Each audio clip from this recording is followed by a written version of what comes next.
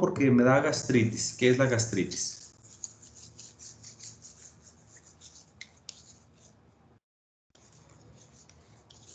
Nadie. Es como la inflamación de la mucosa gástrica. Exacto. Es un diagnóstico histopatológico realmente. Hay manifestaciones clínicas, todo, pero realmente es un diagnóstico histopatológico, y con la histopatología es con la que podemos hacer nosotros la clasificación del tipo de gastritis ante la que estamos. Entonces, les hago la pregunta porque es muy común que tengamos nosotros en nuestro vocabulario algunos términos, infección, por ejemplo, y cada quien podemos tener una definición o una concepción de infección, de gastritis. Es muy común que la gente venga a la consulta con ustedes y les diga, oye, traigo gastritis, ¿qué me tomo? Entonces debemos saber qué es la gastritis, qué manifestaciones clínicas tiene, qué fisiopatología y cuál es el tratamiento que vamos a utilizar de acuerdo a cada uno de los tipos de gastritis. Y saber que la gastritis erosiva aguda puede evolucionar en algún momento a enfermedad ulcerosa gastroduodenal, que es el siguiente tema que vamos a ver. Y con la enfermedad ulcerosa gastroduodenal, pues entonces necesitamos nosotros estar atentos para evitar las complicaciones, que es lo que vamos a ver en ese momento. Pero bueno, entonces, como nos decían ahorita, es una definición microscópica, histológica, donde se define como inflamación microscópica de la mucosa gástrica. Y que puede ser esa lesión, esa manifestación de inflamación aguda o crónica de la mucosa gástrica por fenómenos externos o fenómenos sistémicos propios de nuestro paciente que le esté desencadenando la respuesta inflamatoria, y por lo tanto la repercusión tanto en la salud del paciente, en la alimentación, en la digestión, y en algunas otras ocasiones derivando en problemas importantes como pueden ser los tumores, los cánceres, los adenocarcinomas del estómago. De acuerdo a la evolución, las vamos a dividir en gastritis agudas y gastritis crónicas, y ahorita veremos otro tipo de división donde vamos a hablar, por ejemplo, de las agudas. Las vamos a dividir en infecciosas, en no infecciosas, y las crónicas las vamos a dividir en las de tipo A y en las de tipo B. Ahorita platicaremos bien de todo eso. Saber que la gastritis aguda infecciosa es secundaria a Helicobacter pylori. En algunas ocasiones, cuando el paciente está inmunosuprimido, cuando tiene algunas otras condiciones, no nada más Helicobacter nos puede provocar gastritis por infección. Cuando haya cloridria, por ejemplo, cuando hay otra cosa, puede haber la colonización de la mucosa gástrica por algún otro germen, pero generalmente nadie puede vivir ahí en el estómago. El único que lo hace es Helicobacter pylori. Entonces, si hablamos de gastritis infecciosa, realmente estamos refiriéndonos a la gastritis por Helicobacter pylori. Y la erosivo hemorrágica puede ser por varias situaciones, factores externos, como puede ser los alimentos, los medicamentos, sobre todo los AINES, los esteroides, algunos quimioterápicos, los tóxicos, como es la ingesta de alcohol, la ingesta de algunas otras sustancias que van a irritarnos la mucosa gástrica, y situaciones de estrés, no nada más el estrés emocional, sino entendido el estrés como la alteración homeostática secundaria a una acción externa al huésped. Eh, Estrés quirúrgico, estrés por una enfermedad grave secundaria a un cambio brusco de esa homeostasia, como puede ser el estado de choque por hipovolemia en un paciente con accidente automovilístico y multifracturado. Entonces, incluso existe el epónimo de la úlcera del policontundido, del polilesionado, y la úlcera del gran quemado. Luego me investigan cómo se llaman cuál es el epónimo de esos tipos de úlceras. Y entonces el estrés o la modificación de la homeostasia y la respuesta metabólica ante una lesión nos va a llevar a la hiperproducción de ácido, a la alteración en el intercambio de sustancias, en la llegada de sangre oxigenada, en la salida de la sangre venosa, Y entonces todo eso nos lleva a que ese estrés reconocido como esa alteración de la homeostasia nos lleve a lesiones pequeñas, a pérdida de la continuidad de la mucosa gastroduodenal y la formación de esto, de erosiones, de hemorragia, y que si continúan las erosiones y las erosiones confluyen, se convierte en una úlcera. Entonces, son las opciones que tenemos de gastritis agudas erosivo-hemorrágicas. Y estas, cuando se hacen crónicas, la erosivo-hemorrágica nos va a desencadenar enfermedad ulcerosa gastroduodenal. La infecciosa, que se nos vuelve crónica también, es un desencadenante importante de enfermedad ulcerosa gastroduodenal y de cánceres del estómago, adenocarcinoma. ¿Qué es lo que pasa? ¿Cuál es la fisiopatología, por ejemplo, de la infecciosa? Llega el Helicobacter pylori, coloniza, comienza a reproducirse, libera toxinas, libera la ureasa, el Helicobacter pylori, para poder vivir en una burbuja de un pH diferente al que existe normalmente en la mucosa gástrica, y eso nos provoca que tengamos una respuesta, primero nada más por la pura presencia del Helicobacter pylori, una respuesta de inflamación nada más por irritación tópica de la presencia del bacilo. Segundo, la respuesta del organismo, la mucosa gástrica, detecta que hay un extraño y entonces les manda a hablar y comienza a reclutar polimorfonucleares, liberación de citotoxinas tratando de destruir al Helicobacter, y lo único que hace es dañar a la propia mucosa, provocar inflamación, provocar lo que decíamos ahorita, alteraciones en el intercambio gaseoso y en el intercambio de sustancias, con alteraciones en el gradiente de Frank-Starling de la diferencia que hay entre el polo arteriolar y el polo venular en la mucosa gastrointestinal. Y entonces eso nos lleva a edema y a daño de la mucosa por las citotoxinas, por la presencia de los fagocitos y por la presencia del propio germen. Entonces desencadena la respuesta inflamatoria, y si nosotros tomamos una biopsia, le llevamos al microscopio, vamos a ver los datos de inflamación aguda o crónica en ese momento. La erosiva hemorrágica, poniendo el ejemplo de los AINES, pero puede suceder con cualquier medicamento, con otros tóxicos, el alcohol. Nos van a provocar, los AINES, por ejemplo, tienen dos mecanismos de acción para lesionar la mucosa gastroduodenal. Una es el bloqueo de la COX, sobre todo de la COX-1. Eso disminuye la producción de prostaglandina E2, que es la protectora, que es la que nos ayuda a producir moco, que es la que nos ayuda a modificar el flujo sanguíneo, y entonces se modifica ese flujo sanguíneo gástrico, aumenta la secreción de ácido clorhídrico, disminuye la producción de moco, que es el protector. Entonces tenemos aumento de los factores agresores, disminución de los factores protectores, y la irritación y la formación de la erosión y en algún momento de la úlcera.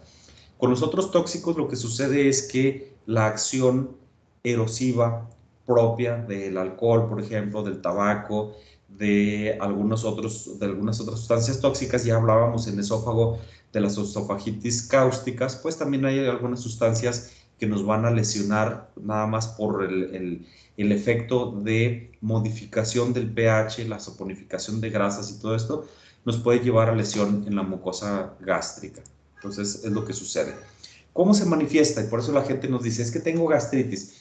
La manifestación de esa inflamación aguda o crónica a nivel de la mucosa gastroduodenal generalmente es una presentación clínica de aparición súbita, de un momento a otro se presenta el malestar, el paciente se presenta con dolor típico, clásico, por eso la gente nos dice que ya me dio la gastritis. No, eso no lo puedo comer porque me da gastritis.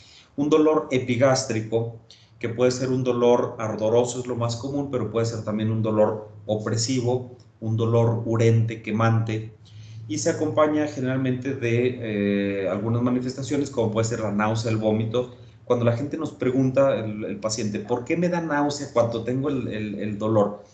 Pues es porque el estómago lo que hace es tratar de protegerse. Si le vamos a dar alimentos, y sobre todo si los alimentos vienen ricos en irritante, en condimentos, trae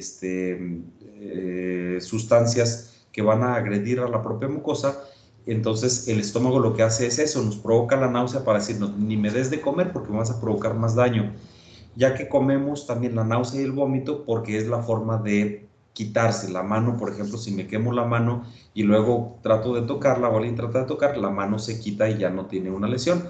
Sin embargo, el estómago no se puede quitar y su mecanismo de defensa es ese, la producción de náusea, de vómito. Podemos tener sangrado digestivo cuando está muy erosionada la mucosa. Podemos tener sangrado así de toda la mucosa o de sitios específicos, y entonces el dolor epigástrico más el sangrado, que puede estar manifestado por vómito en pozos de café, por hematemesis completita, sangre fresca que se vomita, o bien el sangrado y que no hay manifestación de la expulsión a través de la boca, pero que viaja esa sangre a través del tubo digestivo inferior y se evacúa como una melena a través de la digestión de la sangre, la evacuación melénica. El paciente generalmente tiene hiporexia, pérdida de peso, sobre todo cuando ya tenemos la situación crónica, cuando va evolucionando la cronicidad. El paciente, mientras menos come, menos molestias va a tener, y por eso comienza con pérdida de peso. Y anemias por deficiencia, primero, de los nutrientes consumidos por el paciente porque está comiendo poco, y segundo, porque tenemos alteración de las células productoras de factor intrínseco, y entonces no tenemos absorción de vitamina B12, de hierro y de ácido fólico. Entonces el paciente comienza con anemia por los dos mecanismos. El diagnóstico de la gastritis nos va a ayudar mucho la clínica, pero con la clínica no puedo saber completamente si se trata de una gastritis de tipo A, si es gastritis infecciosa, si es gastritis erosiva aguda por tóxicos. Lo podemos inferir porque el paciente nos dice, me comí unos Cheetos Flaming Hot y de allí me comenzó a doler la panza. Bueno, pues comió un tóxico, un irritante muy importante, y eso me da la manifestación pues del dolor, del náusea, del vómito, etcétera. Pero si dijimos que el término gastritis implica estar hablando de histopatología, pues entonces el tener completamente el diagnóstico se requiere la toma de una biopsia, y la biopsia la podemos hacer por endoscopía. La endoscopía tiene grandes ventajas que son la identificación de patrones específicos de la mucosa. Por ejemplo, vemos en algunas ocasiones en las gastritis agudas los pliegues de la mucosa engrosados, grandototes, que nos dice aquí está ahorita la respuesta inflamatoria aguda. Pero podemos tener imágenes como esta, donde ven ustedes un puntilleo hemorrágico en todo el estómago, y prácticamente no vemos pliegues, no hay pliegues en la mucosa, está plano. Ya aquí hablamos de una gastritis erosiva aguda, pero con la visión macroscópica de que está aplanado todo y de que hay una atrofia de la mucosa, ya no tiene los pliegues normales. O situaciones como estas, donde veo los pliegues, sí están formados los pliegues, pero tengo estos cambios que si le ponemos una luz diferente, si tomo la biopsia, me va a decir que tiene metaplasia intestinal, la presencia de células parecidas a las del intestino, productoras de moco, células caliciformes, que provocan el cambio celular completo, y entonces este es un factor predisponente importante a cánceres. Aquí no tengo todavía la atrofia de la mucosa, pero ya tengo cambios celulares. Entonces, por eso es importante primero la visión macroscópica con la endoscopia, y luego la toma de biopsia para corroborar el diagnóstico que tengo de gastritis y poder clasificarlo en qué tipo de gastritis lo tenemos. El tratamiento de las gastritis es, pues si el problema es Helicobacter pylori, erradiquemos Helicobacter pylori. Si el problema es los tóxicos, el limitar el consumo de los tóxicos. Si el problema son los medicamentos, cambiar los medicamentos. No le vamos a decir al paciente que deje de tomar AINES si su problema es de una espondilolistesis, si tiene una gonartrosis crónica y que dice, pues es que o me quito el dolor de alguna manera o mejor me muero. Entonces hay necesidad en algunas ocasiones de hacer modificación del estilo de vida del paciente, modificación de los medicamentos que está utilizando para el control de los dolores, sobre todo los dolores crónicos. Y entonces una parte importante es eso, eliminar el factor causal. ¿Qué es lo que me lo está provocando? Agua que pasa por mi casa, si quito el factor causal, logro controlar la situación. algunas medidas higiénico-dietéticas, como, y esas se las recomendamos siempre a los pacientes, la mayoría de ellos ya llegan con esa modificación y vienen a la consulta y les dicen, es que ya dejé de comer alimentos irritantes, ya dejé de tomar refresco, dejé de tomar alcohol, ya no fumo, etcétera, y sigo con el malestar. Entonces, de las higiénico-dietéticas muy importantes, pero desafortunadamente no son lo único que nos va a controlar la situación. La disminución del nivel de estrés emocional en el paciente para disminuir la producción de hormonas contrarreguladoras de insulina y que con eso tengamos disminución natural de la producción de ácido en el estómago.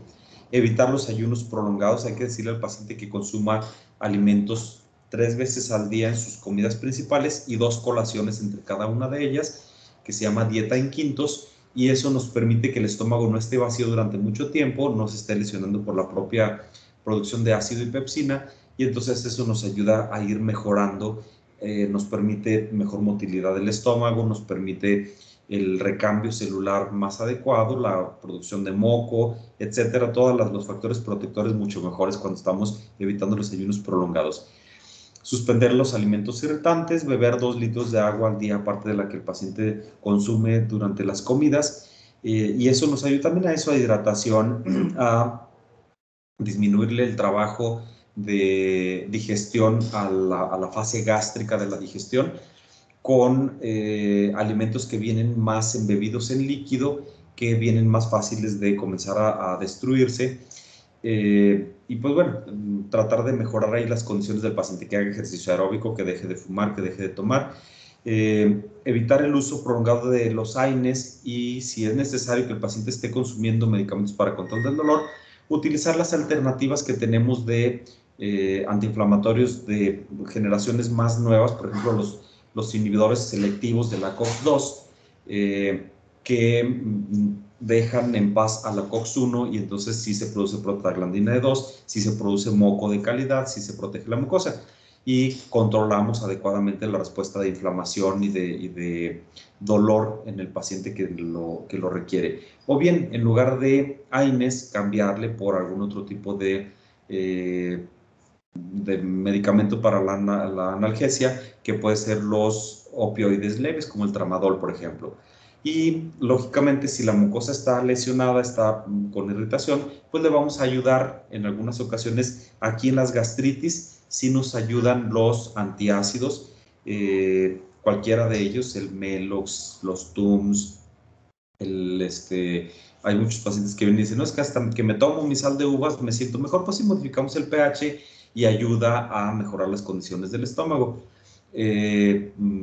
Riopan, Eignos, cualquiera que ustedes quieran de los antiácidos, incluso el sucralfato puede utilizarse aquí. Los inhibidores H2, que actualmente únicamente tenemos a la famotidina en el mercado, que se llama Durater, y los inhibidores de bomba de protones, cualquiera de ellos, si ustedes quieran, de los IBPs, nos sirve para la protección de la mucosa gástrica por todas estas situaciones de gastritis agudas.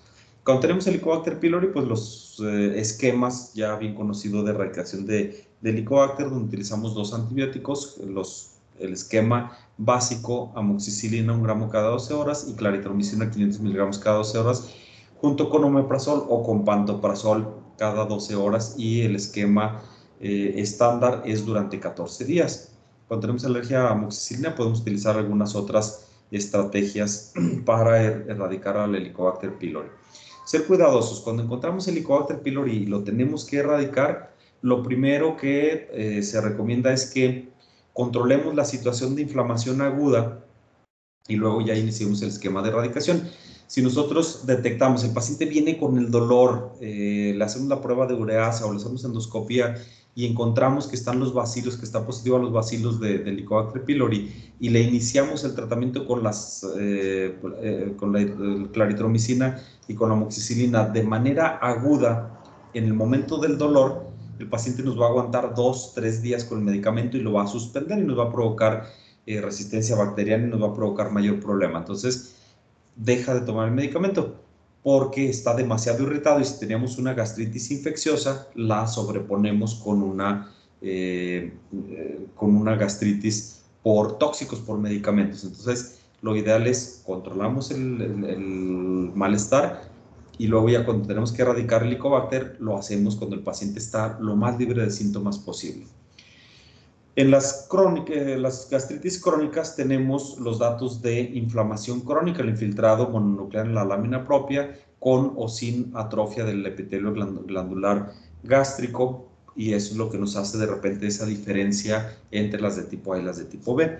Esto nos puede llevar a gastritis superficiales crónicas, gastritis atróficas y a la etapa final, que es la atrofia gástrica, donde ya no tenemos nada más la inflamación y el inicio de la atrofia, sino que ahora sí todo el estómago, toda la mucosa está atrófica por completo, con pérdida de las células productoras de ácido clorhídrico, las células principales, y tenemos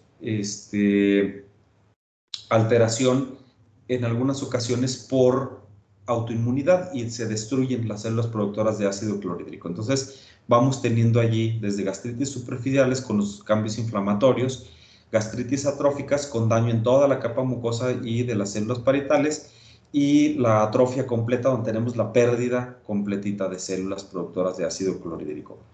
Estas crónicas, decíamos, las podemos dividir en tipo A y en tipo B. Las de tipo A es cuando tenemos la respuesta inmune del propio paciente contra su mucosa gástrica, específico contra las células productoras de ácido clorhídrico.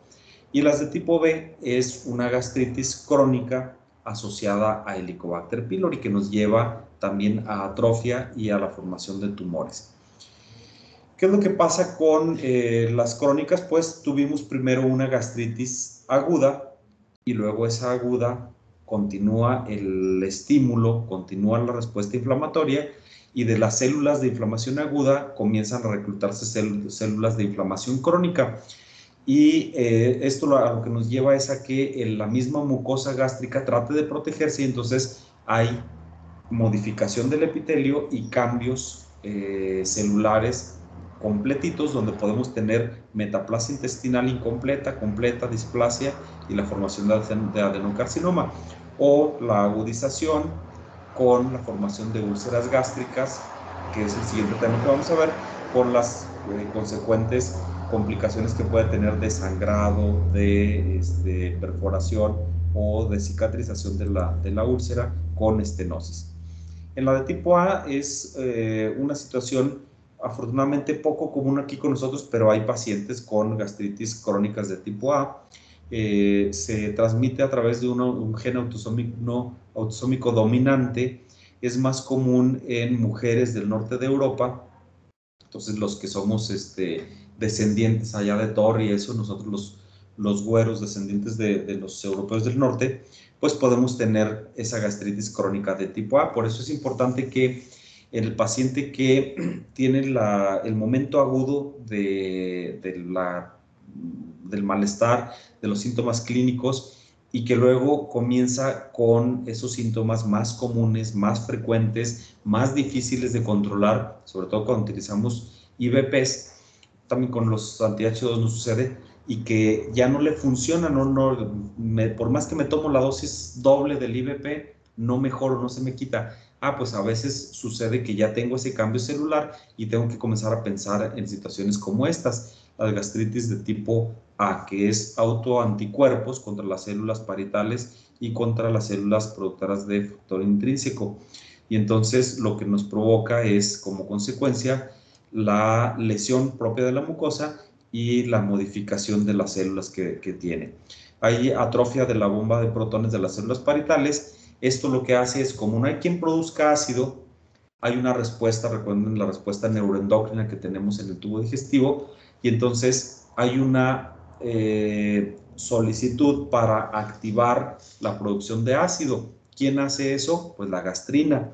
Entonces hay hiperproducción de gastrina, y hay ocasiones en que las células productoras de gastrina tienen que proliferar mucho más y formarse incluso un gastrinoma, una hipergastrinemia con la presencia de gastrinoma. Y esto lo que hace es que tengamos modificaciones en las células productoras y nos puede provocar metaplasias, displasias como consecuencia. La atrofia de la célula parietal con falta de producción de factor intrínseco, disminución de la absorción, sobre todo de vitamina B12, y la consecuente anemia megaloblástica por la falta de absorción. Las manifestaciones clínicas de las crónicas, pues es el dolor epigástrico, pero crónico. El paciente aprende a vivir con el dolor, siempre tiene dolor epigástrico. La sensación de plenitud temprana, el paciente quiere comer 1 o 2 cucharitas y ya se llenó, y a pesar de que fueron 2 cucharitas, el paciente sigue teniendo la sensación de plenitud durante mucho tiempo, la sensación de plenitud tardía. Náusea y vómito que pueden ser ocasionales, pirosis en algunas ocasiones, y la presencia del síndrome anémico por la falta de ingesta y por la falta de absorción de factor intrínseco. El diagnóstico de estas crónicas lo hacemos siempre con endoscopía con toma de biopsia.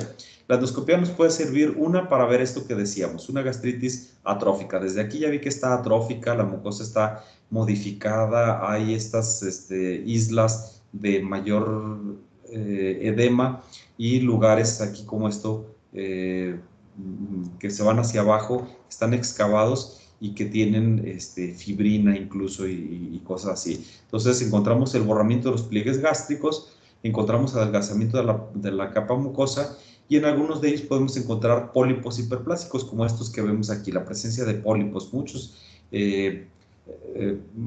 crecimientos de la mucosa en sitios específicos que nos va a llevar a cambio en la arquitectura normal del estómago.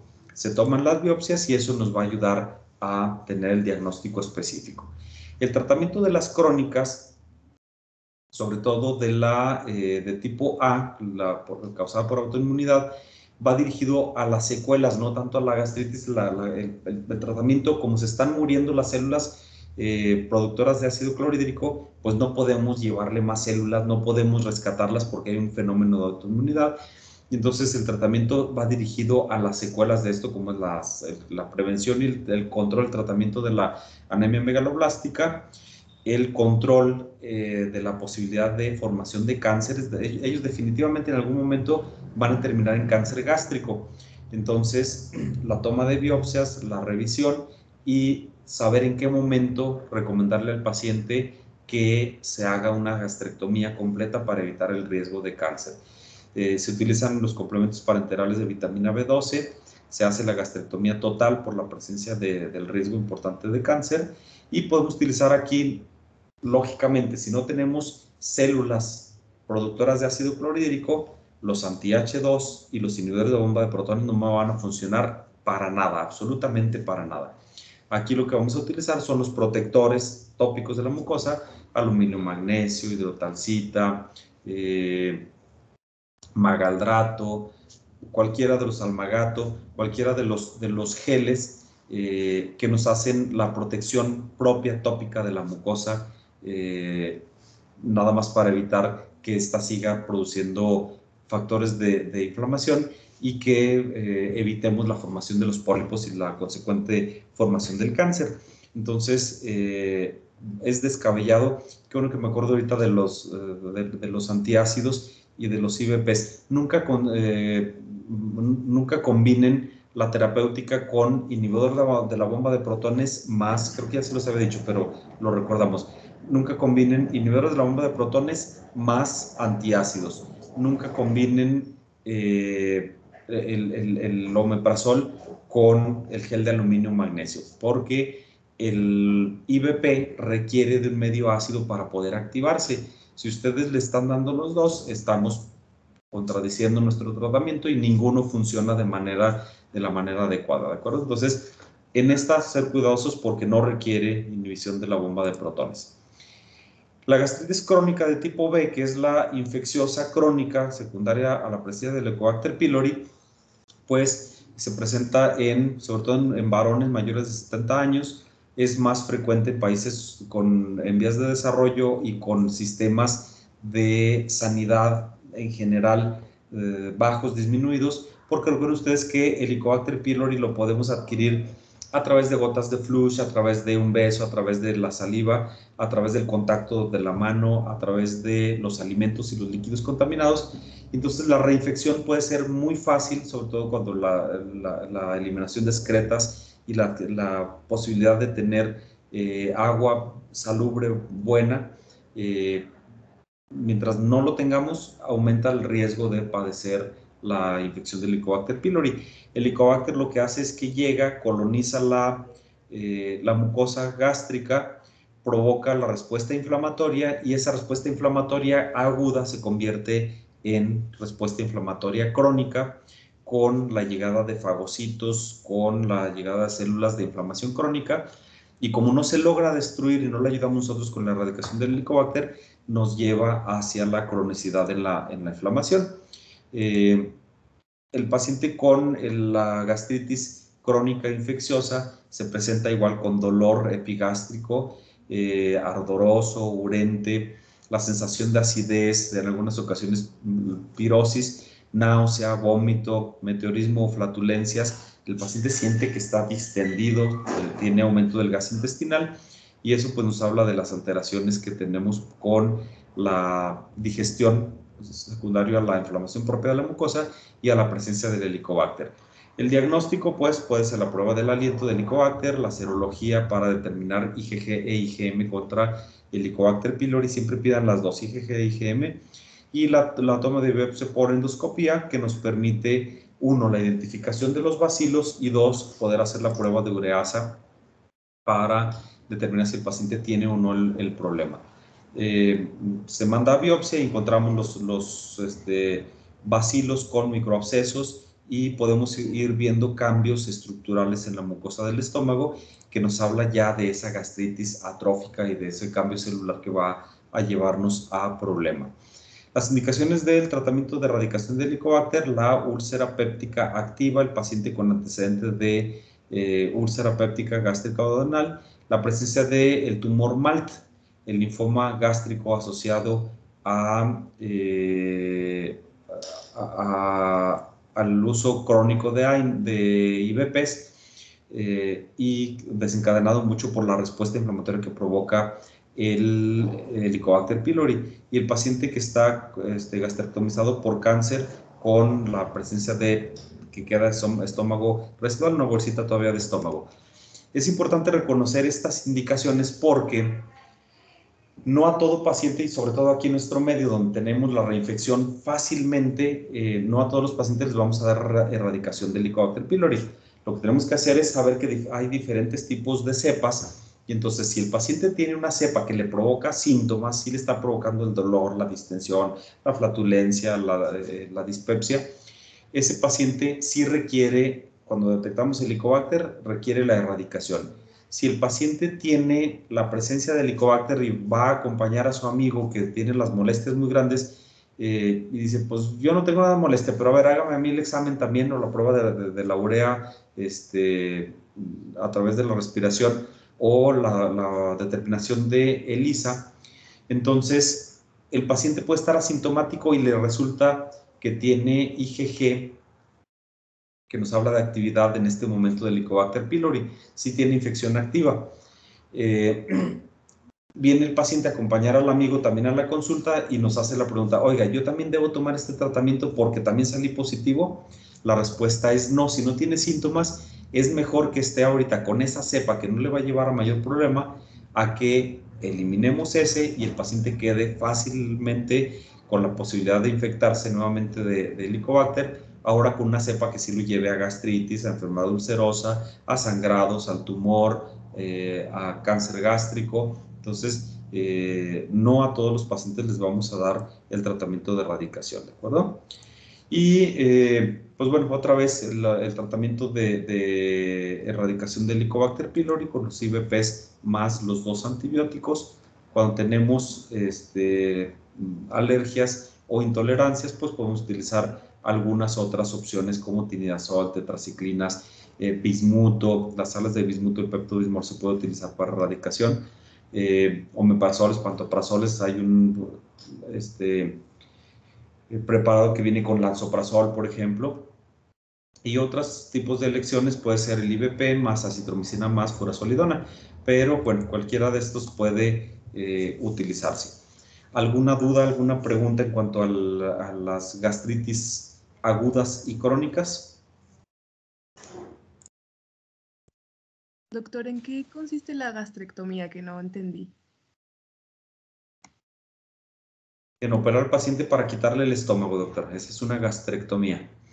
Hay varios términos allí y es importante que los sepamos. Uno es gastrostomía, es la formación de una boca o colocación de una sonda, pues, para drenaje o para alimentación del paciente. En esa es gastros y stoma, que es boca. Otra es gastrotomía, donde nada más gastros y tome abrir el estómago. Por ejemplo, cuando veamos en el siguiente tema la úlcera sangrante, vamos a decir que hacemos una gastrotomía y le damos un puntito y con eso deja de sangrar. Y otra es gastrectomía, gastros y ectos, sacar el estómago, quitarle quirúrgicamente, resecar el estómago. Ok, muchas gracias. No, al contrario. Y lo hacemos en el paciente, es una indicación el paciente con la gastritis crónica de tipo A, o sea, la autoinmune, porque va a terminar en cáncer en algún momento. También es importante saber que hay pacientes que no tienen la autoinmune, pero que llevan una gastritis atrófica ya de mucho tiempo por infección, por AINES, por lo que ustedes quieran, y hace gastritis atrófica con metaplasia. En cuanto hay atrofia, quiere decir las cosas andan mal. Se puede rescatar con medicamento, pero si está atrófica y además tiene displasia, en cuanto está en displasia de bajo grado, hay que actuar y hacerle una gastrectomía a ese paciente también. También quitamos el estómago. ¿Alguien más? Doctor, yo tengo una duda. Con respecto a la atrofia o la no atrofia de las células parietales, ¿hay algún determinante que diga, esto sí va a atrofiar o esto no atrofia? Porque hay unas que no atrofian, ¿verdad? O sea, hay una patología que no atrofia. Sí, la cosa es que cuando comenzamos a tener, sobre todo paciente joven, con síntomas recurrentes de dolor epigástrico, náusea, vómito, incluso tienen alteraciones del crecimiento y de la nutrición, y la anemia megaloblástica, siempre tenemos que comenzar a pensar, esta gastritis o es crónica porque tiene el helicobacter o es crónica porque tiene alguna otra cosa, o comenzar a decir, es una gastritis crónica autoinmune. En esas lo que hacemos es que con la biopsia vamos a tomar nosotros la decisión. Allí se ve atrofia de las células parietales sin presencia de bacilos, por ejemplo, no hay actividad de Helicobacter. Tenemos que seguir pensando y entonces solicitarle un estudio genético al paciente. Primero le hacemos la historia clínica y casi preguntarle de qué parte del norte de Europa viene tu familia. Ah, caray, ¿cómo lo sabes? Entonces, porque tienes una gastritis autoinmune. Y luego, es que me quedé pensando en un paciente que él creía que su papá era mexicano y no, la mamá se fue de viaje un tiempo y el papá era del norte de Europa y el niño hizo la gastritis crónica de tipo A. Ya que se hace el estudio genético, pues ninguno de los papás, o sea, el que creía que era el papá y que decía, no, es que es güerito porque mi abuelito tenía los ojos verdes, ¿cuál? Pues sí, derivado de Cuauhtémoc directamente. Ya que se vio, pues ya la mamá tuvo que decir, híjoles, es que se me hace que sí, tenemos algún antecedente por allá y el niño viene con genes del norte de Europa y se detecta la gastritis, ya que se hace el estudio genético, se ve la presencia de los genes que codifican para esa autoinmunidad. Y entonces ya el tratamiento de evitar las complicaciones, tampoco le vamos a quitar el estómago a una persona demasiado joven, porque es una cirugía muy grande, compleja, con diferentes repercusiones, pero entonces el tratamiento es los protectores de la mucosa gástrica, los geles, los antiácidos, estarle haciendo sus endoscopías cada 2 años, luego ya cada año, estar pasándole el hierro, el ácido fólico y el hierro sobre todo y el complejo B a través de inyecciones, porque si se lo damos tomado no lo va a poder absorber. Y ya que se completa el crecimiento, entonces ahora sí comentar la necesidad de la cirugía para evitar complicaciones. No, no la vamos a curar, pero vamos a evitar las complicaciones, sobre todo con el cáncer. ¿Alguna otra pregunta? Gracias, doctor.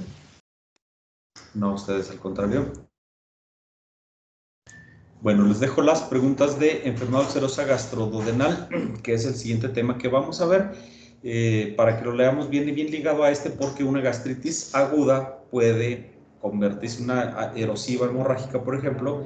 Las erosiones confluyen, se forma una úlcera y la úlcera comienza a sangrar, o la úlcera se perfora, o la úlcera cicatriza, pero deja un lugar de estómago que ya no se mueve, o si está muy cercano al píloro, va haciendo que el píloro se vaya cerrando. ¿Sale? Entonces, lean la enfermedad ulcerosa gastroduodenal. Nos vemos mañana todavía con ustedes de 13 a 14 y luego ya dentro de unas semanas comenzamos con la presencialidad. Pórtense bien, cuídense, vénganse a lo